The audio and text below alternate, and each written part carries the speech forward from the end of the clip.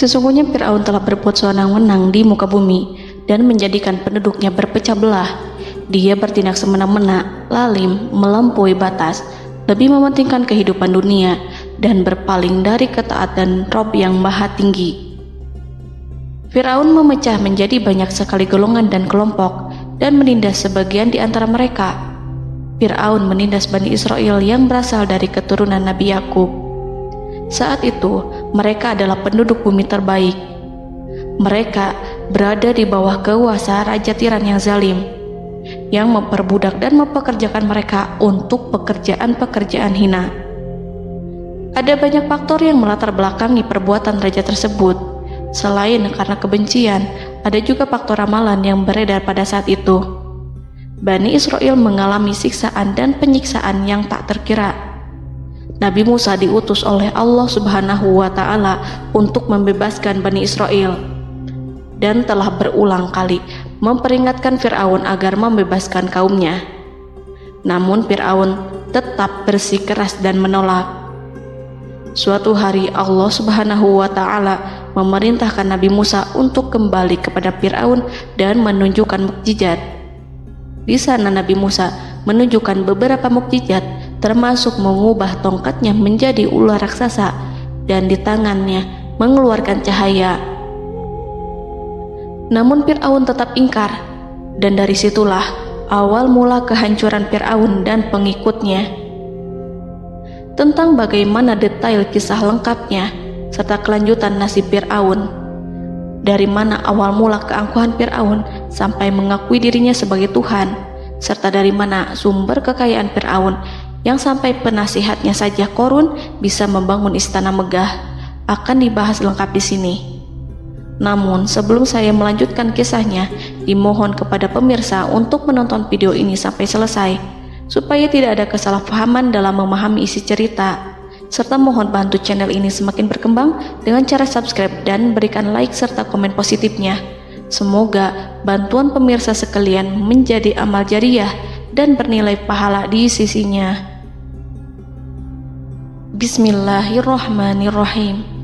Fir'aun menguasai seluruh negeri. Seiring dengan makmurnya negeri Mesir, kekuasaan Fir'aun semakin hari semakin bertambah.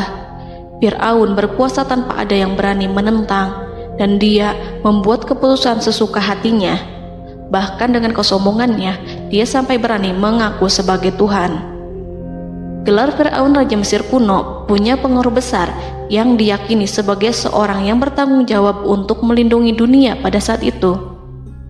Fir'aun bukanlah nama seseorang, melainkan sebutan dalam Al-Quran yang merujuk pada seorang Raja Mesir yang sombong, suka menindas, dan sering melampaui batas, yang hidup ketika Nabi Musa alaihi salam bayi sampai dirinya dibinasakan oleh Allah di Laut Merah. Fir'aun merupakan sebuah gelar bagi raja-raja Mesir yang muncul di era New Kingdom. Pendapat Syekh Abdurrahman As-Sadi mengatakan bahwa Fir'aun merupakan gelar yang diberikan kepada raja-raja Mesir, sebagaimana Raja Babil disebut Namrud, Raja Habasyah disebut An-Najasyi, Raja Yaman disebut Al-Qil, atau Raja Persia yang disebut Kisra, penguasa Roma yang dijuluki Kaisar. Sebutan Fir'aun dalam Al-Quran ini menjurus pada Raja Mesir yang hidup pada tahun 1527 sampai 1407 sebelum Masehi. Fir'aun dikhususkan untuk menyebut penguasa Mesir yang membangkang dan tidak beriman kepada Allah Subhanahu wa Ta'ala, sedangkan yang beriman kepadanya dikenal dengan nama Malik, yang saat itu hidup di zaman Nabi Yusuf alaihi salam. Sebagian ahli sejarah mengatakan bahwa penguasa Mesir pada masa Nabi Yusuf disebut Al-Malik atau Raja, tidak disebut Fir'aun, karena kedua penguasa ini berbeda asal daerahnya. Penguasa Mesir pada masa Nabi Yusuf berasal dari Mesir pesisir, sehingga mudah untuk menerima perubahan. Sedangkan Fir'aun pada masa Nabi Musa berasal dari pedalaman Mesir yang mempunyai watak dan karakter keras serta kolot, dan tidak mudah menerima orang-orang di luar kalangan mereka. Dari keterangan di atas dipahami kenapa penguasa Raja Mesir pada masa Nabi Yusuf percaya kepada Nabi Yusuf dan mengikuti agama Nabi Yusuf, yaitu Islam. kemudian diikuti oleh rakyatnya. Sebagian ahli sejarah menyamakan Fir'aun dengan Mas'ab ibnu Royan. Ada pula yang menyatakan bahwa Fir'aun anaknya Walid ibnu Mas'ab ibnu Royan dari salah satu kaum Ad. Para Fir'aun Mesir kuno memperoleh kekayaan dan membangun kerajaan mereka yang megah melalui berbagai sumber. Beberapa sumber utama kekayaan dan pembangunan kerajaan Fir'aun adalah sumber daya alam. Mesir kuno diberkati dengan sumber daya alam yang melimpah, termasuk emas, tembaga, dan batu mulia yang ditambang dari wilayah gurun dan lembah. Sungai Nil juga menyediakan tanah yang subur untuk pertanian yang menjadi dasar ekonomi Mesir kuno. Air yang sangat penting ini memungkinkan kota-kota tumbuh di tengah gurun. Lonjakan air dan nutrisi itu mengubah lembah Nil menjadi tanah pertanian yang produktif. Menurut Organisasi Pangan dan Pertanian PBB, petani Mesir kuno adalah salah satu kelompok pertama yang melakukan pertanian dalam skala besar, menanam tanaman makanan seperti gandum, serta tanaman industri seperti rami untuk membuat pakaian. Sungai Nil mengalir ke utara sejauh 4.160 mil dari timur tengah Afrika ke Laut Tengah, yang memberikan Mesir kuno tanah subur dan air untuk irigasi. Untuk memaksimalkan pemanfaatan air Sungai Nil, petani Mesir kuno mengembangkan sistem irigasi cekungan. Mereka membangun jaringan tanggul berbahan tanah untuk membentuk cekungan. Kemudian mereka menggali saluran untuk mengarahkan air banjir ke dalam cekungan, di mana air akan menggenang selama sebulan hingga tanah jenuh dan siap untuk ditanami. Selain itu, Sungai Nil dapat dimanfaatkan untuk mengangkut material proyek-proyek konstruksi. Untuk mendapatkan manfaat dari Sungai Nil, orang yang tinggal di tepi sungainya harus mencari cara mengatasi banjir tahunan sungai ini. Untuk memprediksi apakah mereka akan menghadapi banjir yang bisa mengakibatkan panen buruk, orang Mesir kuno membangun nilometer atau pilar batu dengan tanda menunjukkan tingkat air. Mereka mengembangkan keterampilan dan teknologi baru dari pertanian hingga pembuatan perahu dan kapal. Sungai Nil juga merupakan rute transportasi penting karena memainkan peran sentral dalam peradaban Mesir kuno.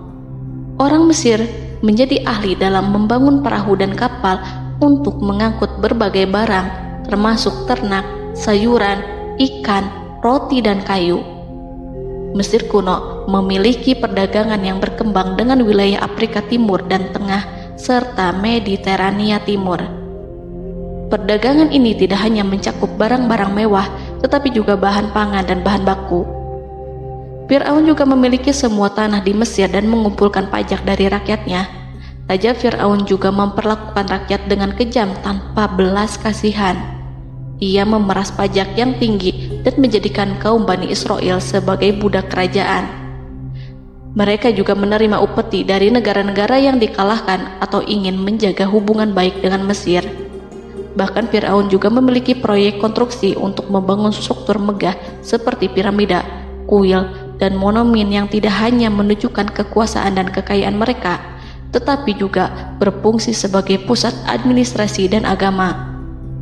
Proyek-proyek ini seringkali menggunakan tenaga kerja dari rakyat yang bekerja selama musim banjir. Kekayaan dan kerajaan megah Fir'aun merupakan hasil dari pengelolaan sumber daya yang efisien, eksploitasi sumber daya alam, dan kebijakan ekonomi yang cerdas. Ini semua mencerminkan kemajuan teknologi, organisasi sosial, dan kekuatan politik Mesir kuno. Kekayaan para Fir'aun Mesir kuno memang sangat luar biasa dan telah menjadi topik penelitian dan kekaguman selama berabad-abad. Fir'aun juga dikenal karena kehidupan mewah mereka. Sebagai penguasa Mesir kuno, Fir'aun hidup dengan kekayaan dan kemewahan yang hampir tak terbayangkan, yang mencerminkan kekuasaan dan status mereka. Mereka menghiasi diri mereka dengan aksesoris yang rumit dan gemerlap, serta mengenakan simbol otoritas dan kekuasaan tradisional. Dan Allah memberikan kepada Fir'aun berupa istidratuhul afiyah, yakni hidup sekian lama tanpa pernah merasakan sakit. Allah Subhanahu wa Ta'ala mengaruniai Fir'aun untuk bisa hidup selama 400 tahun tanpa sakit. Tentu hal tersebut sudah menjadi kehendak Allah Subhanahu wa Ta'ala, maka tidak ada satupun manusia yang bisa menghalangi, bahkan bagi seorang Fir'aun sekalipun yang terkenal dengan kezalimannya. Namun dengan karunia-Nya yang diberikan Allah tersebut bukannya menjadikan Fir'aun sebagai manusia yang bersyukur, tetapi malah membangkitkan kesombongan dan kesesataannya. Dan puncak kesombongan Fir'aun juga dicatat Al-Quran sebagai penguasa tangan besi dan manusia yang pernah mengaku Tuhan. Aku adalah Tuhan kalian yang maha tinggi. Quran Surat An-Najiat ayat 24. Fir'aun hidup selama 446 tahun. Selama hidupnya, Fir'aun memiliki tubuh yang sehat dan bugar tanpa pernah mengalami sakit, meski hanya berupa pusing atau flu sekalipun. Fir'aun bahkan tidak pernah merasakan kelelahan. Fir'aun tidak pernah merasakan perihnya lapar, kerongkongannya tidak pernah tersentuh panasnya dahaga.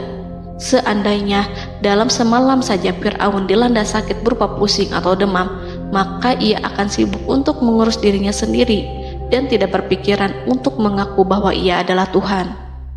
Hal ini pun dijelaskan dalam kitab Ihya Ulumuddin Al-Qut Al-Qulub oleh Imam Al-Ghazali. Sesungguhnya yang menyebabkan Fir'aun sampai berani mengatakan, "Aku adalah Tuhan kalian yang maha tinggi." Hal ini disebabkan karena ia mengalami masa sehat dalam hidupnya yang begitu lama. Kekejaman Raja Fir'aun diikuti dengan kesombongannya.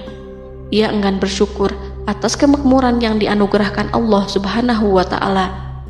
Ia justru menjadikan negeri Mesir penuh dengan kemusyrikan. Sungguh, dia Fir'aun termasuk orang-orang yang berbuat kerusakan, dan kami hendak memberi karunia kepada orang-orang tertindas di bumi, dan hendak menjadikan mereka pemimpin dan menjadikan mereka orang-orang yang mewarisi bumi. Dan kami teguhkan kedudukan mereka di bumi, dan kami perlihatkan kepada Fir'aun dan Haman bersama bala tentaranya apa yang selalu mereka takutkan dari mereka. Surat Al-Qasas ayat 1-6.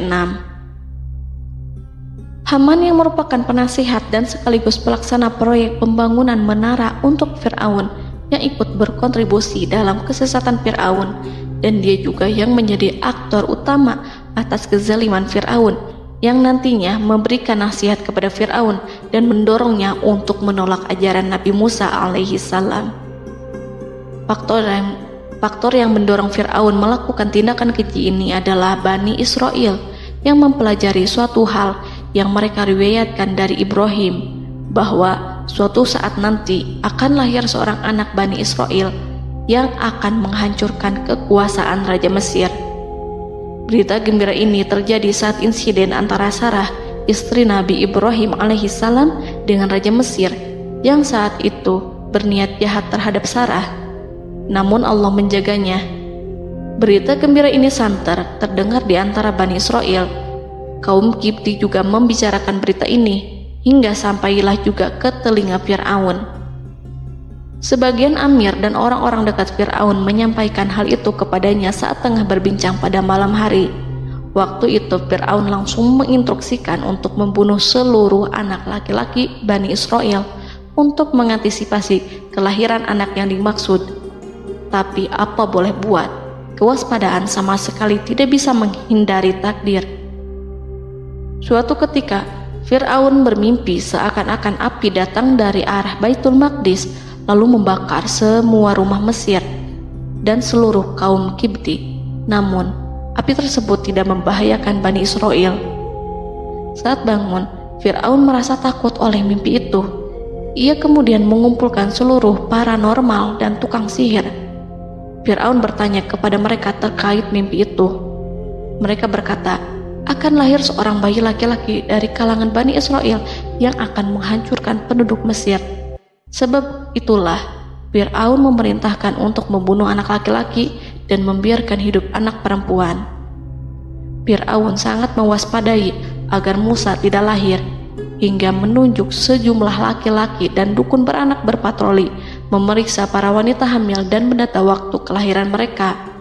Jika ada yang melahirkan anak laki-laki, si bayi langsung disembelih oleh para algojo seketika itu juga.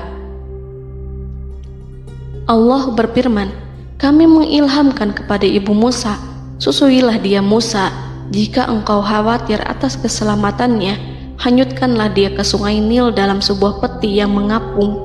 Janganlah engkau takut dan janganlah pula bersedih. Sesungguhnya kami pastikan mengembalikan kepadamu dan menjadikan sebagai salah seorang rasul. Surat Al-Qasas ayat 7.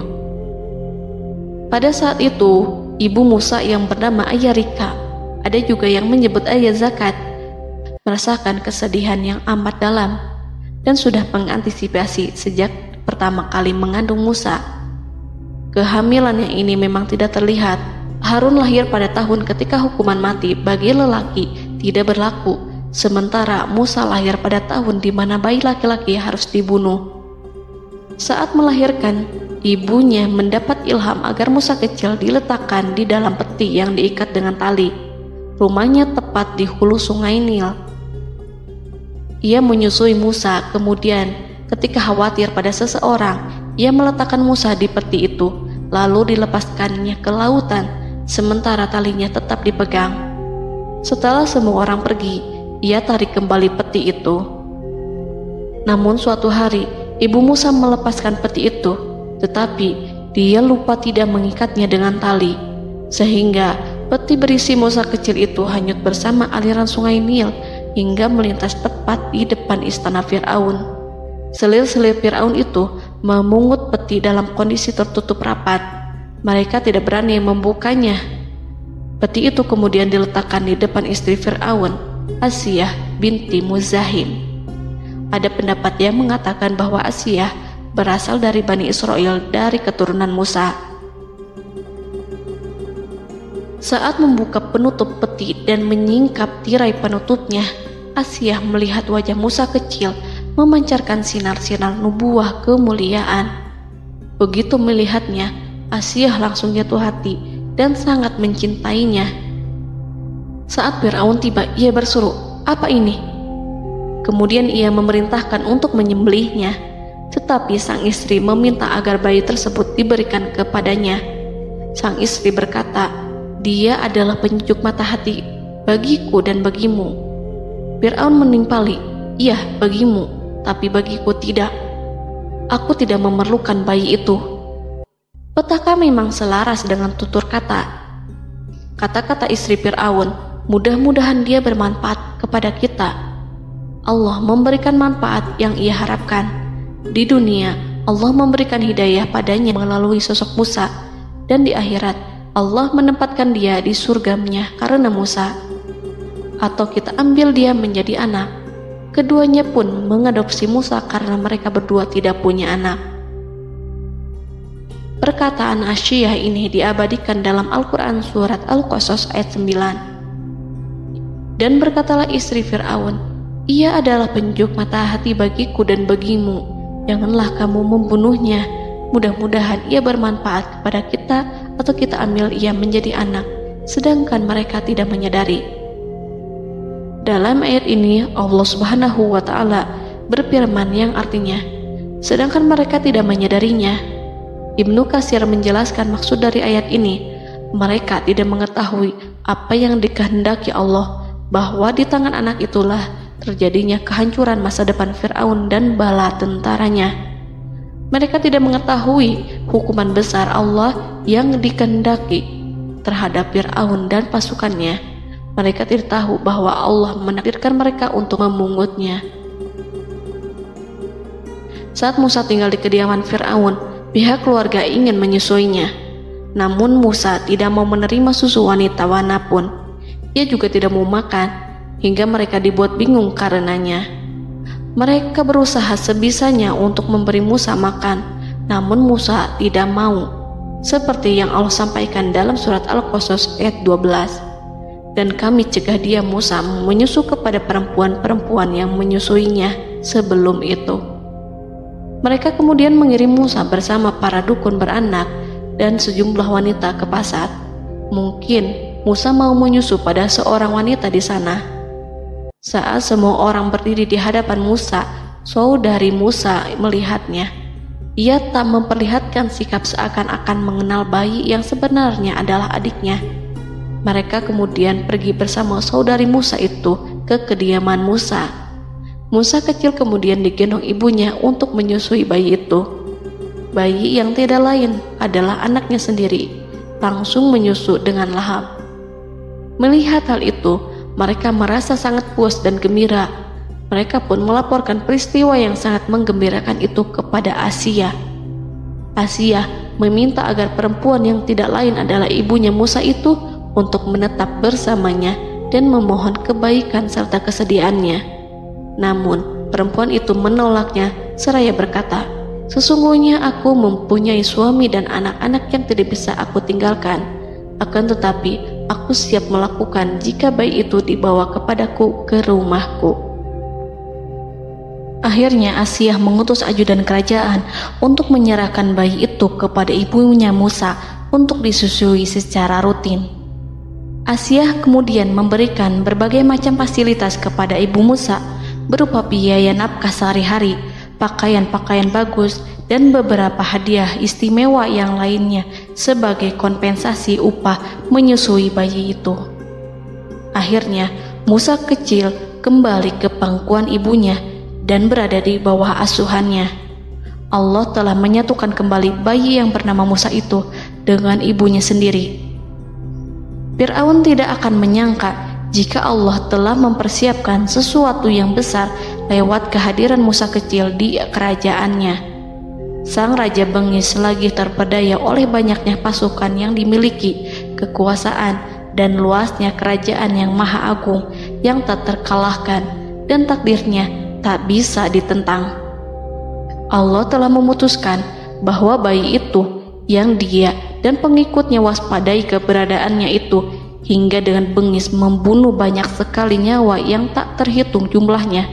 Padahal anak tersebut justru tumbuh dewasa di kediamannya, di atas kasurnya, memakan makanannya, dan meminum yang ada di rumahnya.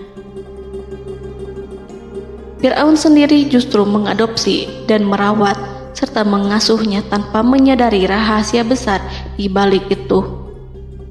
Anak itu yang membuatnya binasa di dunia dan akhirat karena menentang kebenaran yang nyata yang ia sampaikan kepadanya. Nabi Musa tumbuh dan hidup sebagai salah seorang dari keluarga kerajaan hingga mencapai usia dewasanya, di mana ia memperoleh asuhan dan pendidikan sesuai dengan tradisi istana. Allah Subhanahu wa Ta'ala mengaruniakannya hikmah dan pengetahuan sebagai persiapan tugas kenabian dan risalah yang diwahyukan kepadanya. Musa tumbuh menjadi seorang pemuda yang mempunyai fisik dan akhlak yang kuat. Allah anugerahkan kepada Musa kesempurnaan tubuh dan kekuatan jasmani. Musa juga menyadari bahwa dia hanyalah anak angkat, tidak setetes pun darah Fir'aun mengalir padanya, dan bahwa ia keturunan Bani Israel yang ditindas dan diperlakukan sewenang-wenang oleh Fir'aun dan kaumnya. Maka dia berjanji kepada dirinya sendiri akan menjadi pembela bagi kaum-kaum yang lemah yang tertindas. Kekuatan fisik Nabi Musa memang tidak bisa diragukan. Itu terbukti pada saat Nabi Musa mampu mengangkat batu penutup sumur seorang diri, padahal batu itu hanya bisa diangkat oleh 10 orang laki-laki. Peristiwa kedua saat perkelahian antara Bani Israel dan orang Kipti atau kaumnya Fir'aun, suku asli Mesir. Saat orang Israel meminta pertolongan kepada Musa untuk mengalahkan orang Kipti, Musa menghampiri orang Kipti tersebut. Dengan tangan terkepal, Musa meninju orang Kipti dan matilah musuhnya itu. Orang Kipti hanya mati karena pukulan itu. Musa tidak sengaja dan tidak bermaksud untuk membunuh orang Kipti. Musa hanya berniat membuatnya jera. Dan karena peristiwa itulah Nabi Musa pergi meninggalkan Mesir karena Musa takut terhadap Fir'aun dan tentaranya yang akan membunuhnya. Karena jika mereka tahu bahwa Musa membunuh orang Kipti demi membela salah seorang Bani Israel, akan membuat Fir'aun dan pengikutnya mencurigai bahwa Musa memang berasal dari Bani Israel, dan pada akhirnya akan memicu sebuah permasalahan besar. Dan pada waktu yang sudah ditentukan oleh Allah, sekitar 10 tahun Nabi Musa meninggalkan Mesir. Pada akhirnya Allah mengamanahkan dia sebagai seorang rasul. Allah anugerahkan kepadanya hikmah kenabian dan pengetahuan di usia 40 tahun. Allah perintahkan Musa kembali ke Mesir untuk menghadapi Fir'aun dan mengajak dia mengakui Tuhan semesta alam. Tugas ini penuh dengan bahaya, mungkin bisa membuat Musa kehilangan nyawa, tetapi menuruti perintah Allah itu mutlak baginya. Ditemani oleh saudaranya Harun untuk membantunya membenarkan perkataannya. Lidah Musa cedal karena bara api yang pernah diletakkan di lidahnya saat Fir'aun hendak menguji akalnya setelah menarik jingat Fir'aun hingga berdarah. Fir'aun bermaksud untuk membunuhnya. Asyah mengkhawatirkan Musa lalu berkata, dia masih kecil. Fir'aun kemudian menguji Musa dengan meletakkan buah dan bara api di hadapannya. Musa kecil hendak bermaksud meraih buah-buahan, tetapi tangannya dialihkan oleh malaikat. Lalu Musa mengambil bara api dan ia letakkan di lidahnya. Lidahnya cedal karena bara api ini. Musa meminta kepada Allah agar kekakuan yang ada di lidahnya dihilangkan sebagian, sebatas agar kata-katanya bisa dipahami, dan tidak meminta untuk dihilangkan secara total, karena para rasul hanya meminta sebatas yang diperlukan. Pergilah kamu kepada Fir'aun, karena dia benar-benar telah melampaui batas, maka berbicaralah kamu berdua kepadanya dengan kata-kata yang lemah lembut. Mudah-mudahan dia sadar atau takut. Quran Surat Toha ayat 42-43. Ini merupakan sifat santun dan kasih sayang serta rahmat Allah terhadap makhluknya, meski Allah mengetahui kekafiran dan kesewenang-wenangan dan kesombongan Fir'aun. Bersama Harun, Musa mendatangi Fir'aun setelah menemui beberapa rintangan yang lazim ketika akan menemui raja pada waktu itu. Pertemuan Musa dan Harun juga dihadiri oleh beberapa anggota pemerintahan dan penasihat. Bertanyalah Fir'aun kepada mereka berdua, siapakah kalian berdua ini? Musa menjawab, kami Musa dan Harun adalah pesuruh Allah agar kamu membebaskan Bani Israel dari perbudakan dan penindasanmu dan menyerahkan mereka kepada kami agar mereka menyembah kepada Allah dengan leluasa dan menghindari siksaanmu. Fir'aun segera mengenal Musa dan berkata kepadanya, bukankah engkau Musa yang sudah kami asuh sejak bayimu dan kami asuh dalam istana sampai usia remajamu dan mendapat pendidikan serta pengajaran yang menjadikan engkau pandai? Dan bukankah engkau yang melakukan pembunuhan terhadap diri daripada seorang dari golongan kami? Sudahkah engkau lupa terhadap itu semua dan tak ingat akan jasa kami kepadamu? Musa menjawab, bahwasannya engkau telah mengurus aku sejak kecil. Itu bukanlah jasa yang dapat kamu banggakan, karena jatuhnya aku pada tanganmu akibat dari kekejaman dan kezalimanmu tatkala engkau memerintah agar orang-orangmu menyembelih setiap bayi laki-laki yang lahir, sehingga ibuku membiarkanku mengapung di sungai Nil dan aku dipungut oleh istrimu, sehingga selamatlah aku dari pengejaranmu dan penyembelihanmu. Dan kebaikan yang engkau sebutkan itu sebanding dengan perlakuanmu terhadap sebuah suku bangsa besar, yaitu Bani Israel secara keseluruhan, karena engkau telah menindas dan menjadikan mereka budak-budak untuk melayanimu. Dan mengenai pembunuhan itu merupakan kehilafanku, lalu aku lari darimu karena aku takut kepadamu.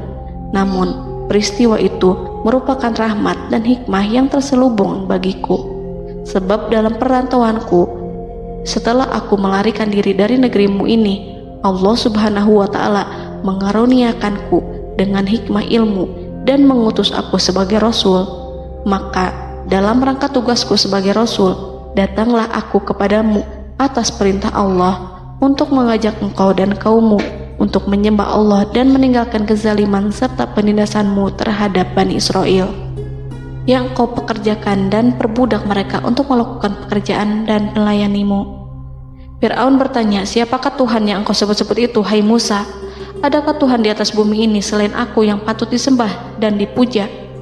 Musa menjawab, ya, yaitu Tuhanmu dan Tuhan nenek moyangmu, serta Tuhan alam semesta. Fir'aun bertanya, siapakah Tuhan alam semesta itu? Musa menjawab, ialah Tuhan langit dan bumi, dan segala yang ada di langit dan di bumi. Berkatalah Fir'aun kepada para penasehatnya dan para pembesarnya, sesungguhnya Rasul yang diutus kepada kamu ini adalah seorang yang gila. Kemudian ia balik bertanya kepada Harun dan Musa, siapakah Tuhan kamu berdua? Akulah Tuhanmu yang paling tinggi. Surat An-Najiat ayat 23-24.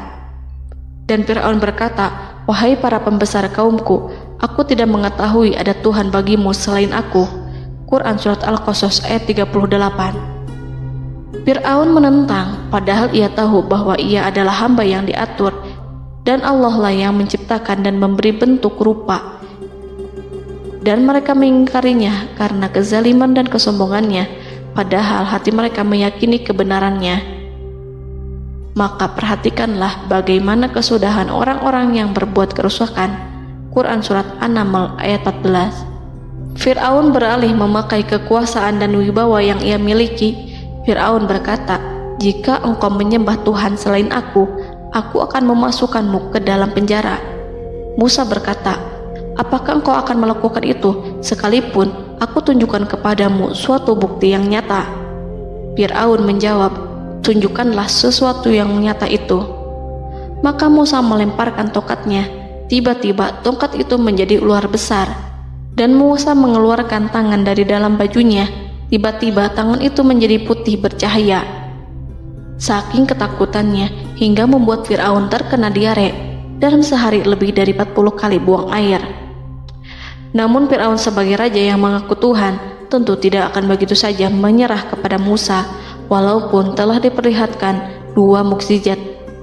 Bahkan Fir'aun berkata kepada kaumnya yang dikhawatirkan terpengaruh oleh mukjizat Musa, bahwa apa yang dilakukan Musa merupakan sihir, dan Musa Harun adalah ahli sihir yang datang dengan maksud menguasai Mesir. Salah satu penasehatnya, yaitu Haman, mengusulkan agar mengumpulkan semua ahli sihir dari berbagai penjuru kerajaan untuk bertanding mematahkan sihir Musa, yang tanpa pikir panjang Fir'aun setujui. Fir'aun pun berkata kepada Musa, apa yang kau bawa ini adalah sihir. Kami akan melawanmu dengan sihir yang sama.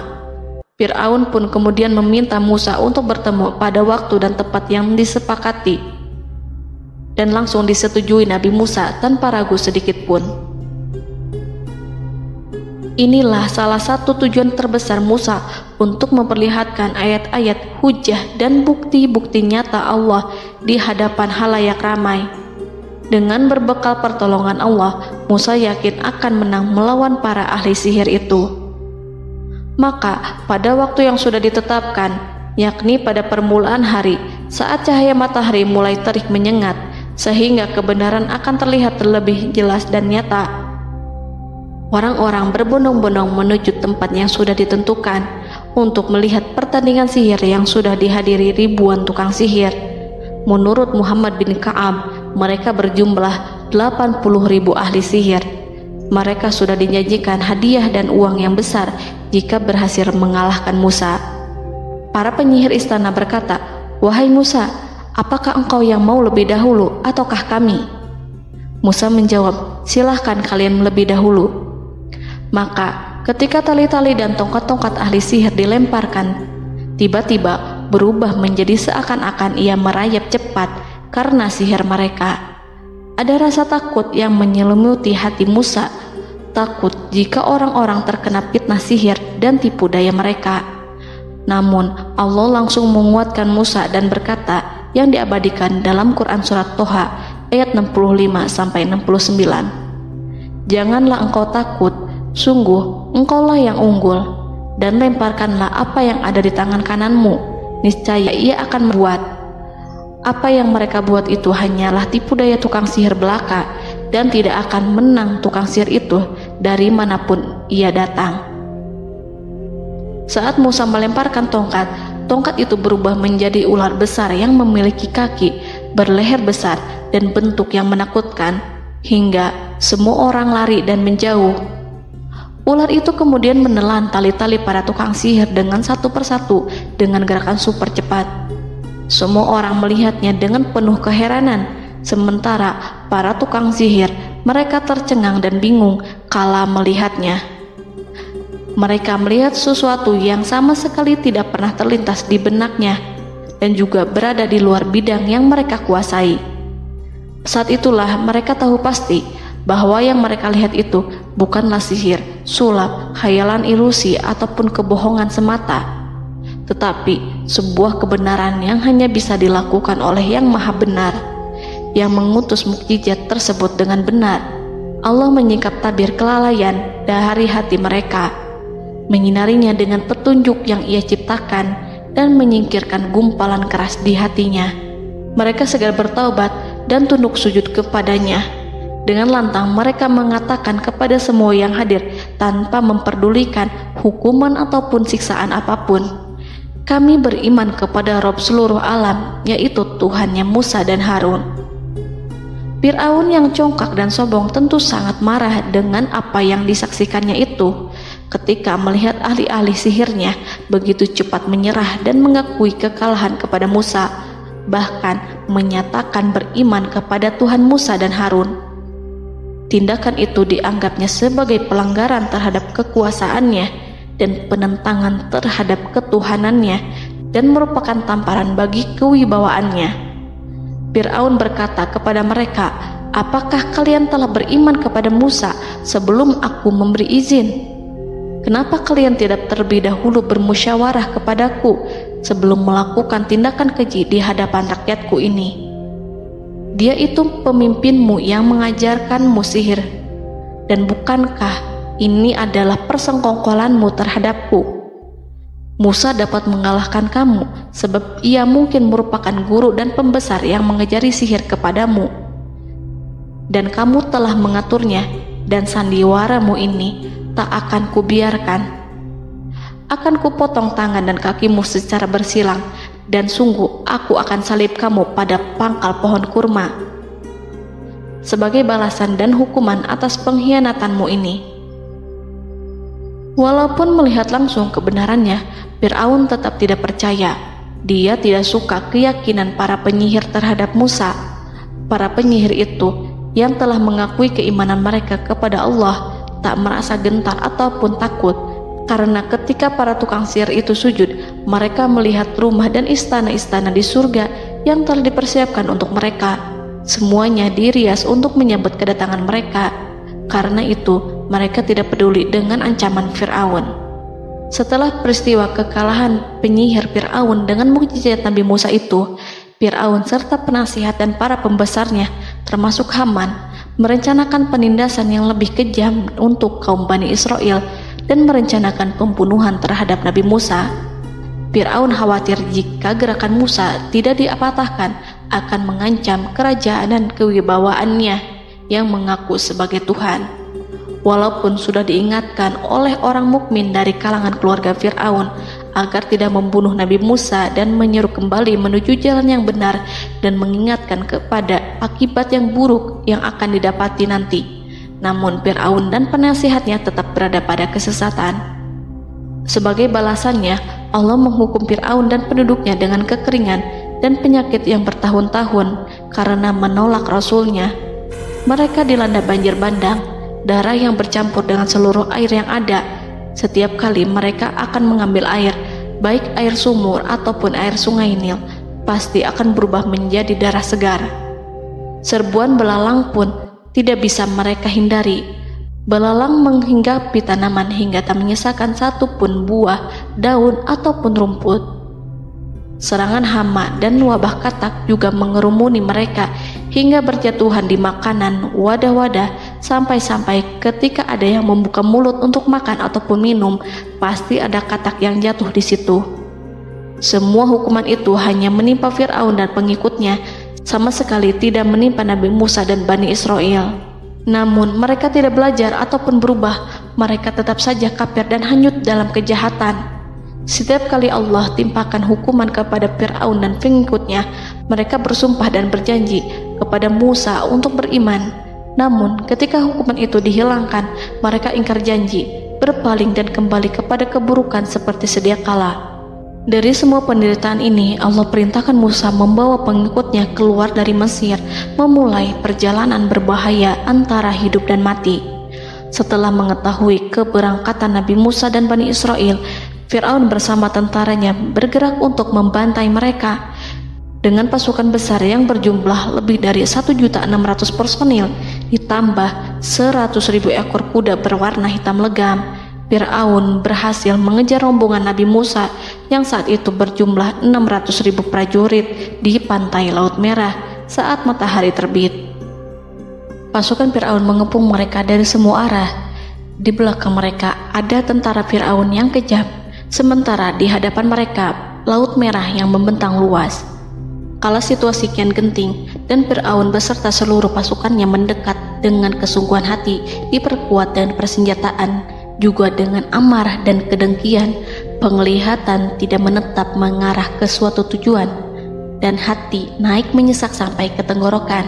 Saat itulah Yang Maha Penyantun lagi kuasa, Rob Arsy yang mulia, mewahyukan kepada Musa, "Pukullah laut itu dengan tongkatmu." Maka tatkala Musa memukulkan tongkatnya ke lautan, laut itu pun terbelah. Air lautan berdiri tegak laksana gunung yang terbelah oleh kuasa yang maha agung, yang bersumber dari zat yang mengatakan kepada sesuatu, "Jadilah," maka jadilah sesuatu itu. Allah memerintahkan angin barat untuk menyapu kerikil-kerikil hitam lautan, hingga dasar lautan berubah menjadi tanah yang kering, yang tidak melekat pada kaki-kaki kuda dan hewan. Allah memerintahkan Musa untuk melintas bersama kaumnya. Mereka segera turun melintas dengan senang. Mereka menyaksikan sebuah hal yang membuat mata tercengang dan memberikan petunjuk pada hati orang-orang yang mukmin. Setelah Musa bersama kaumnya melintas secara keseluruhan dan keluar dari lautan, saat itulah pasukan garis depan Fir'aun baru masuk. Saat itu Musa bermaksud memukulkan tongkat ke lautan agar kondisi laut kembali seperti sedia kala, agar Fir'aun dan pasukannya tidak bisa mengejar. Tapi Allah yang Maha Kuasa dan pemilik keluhuran memerintahkan agar lautan tetap dibiarkan seperti itu, seperti yang ia firmankan. Saat Musa membiarkan lautan dalam kondisi terbelah dan Fir'aun tiba di tepi pantai, ia melihat sesuatu yang dahsyat. Kondisi ini membuatnya tercengang, dan ia tahu betul bahwa apa yang dilihatnya adalah pekerjaan Rob Arsy yang mulia, seperti halnya mukjizat lain yang pernah ia lihat sebelumnya. Fir'aun berhenti dan tidak maju. Ia menyesal karena mengejar Bani Israel dalam situasi seperti ini, di saat penyesalan tiada lagi membawa guna. Namun Fir'aun memperlihatkan sikap tangguh dan kuat di hadapan para pasukannya dan memperlakukan mereka layaknya musuh. Jiwa kafir dan watak Fir'aun mendorong dirinya mengatakan kepada kaum yang ia perdaya hingga patuh dan mengikuti kebatilannya, "Lihatlah bagaimana lautan ini terbelah agar aku bisa mengejar budak-budakku yang melarikan diri dari kekuasaanku, menyimpang dari ketaatanku, dan meninggalkan negeriku." Fir'aun bersembunyi di barisan belakang dengan harapan ia bisa selamat, tapi mustahil ia bisa selamat. Fir'aun terlihat maju mundur.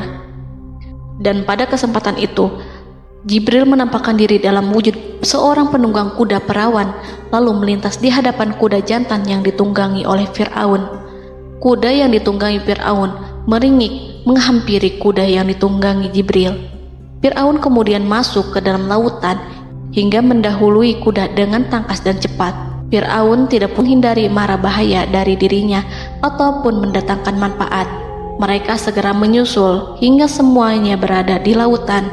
Setelah bagian depan hendak mencapai tepi, Allah memerintahkan Musa melalui wahyu untuk memukul lautan dengan tongkat. Musa memukul lautan dengan tongkat. Lautan kembali menyatu seperti sedia kala dan menenggelamkan mereka semua. Tak seorang pun yang selamat. Allah menggambarkan tentang bagaimana Fir'aun didengkot orang-orang kafir Kipti tenggelam. Gelombang besar sesekali turun dan sesekali naik membawa Fir'aun. Bani Israel melihatnya dan juga pasukannya, seperti apa siksa dan petaka besar yang Allah timpakan kepadanya dan juga pasukannya, agar Bani Israel senang dan lega.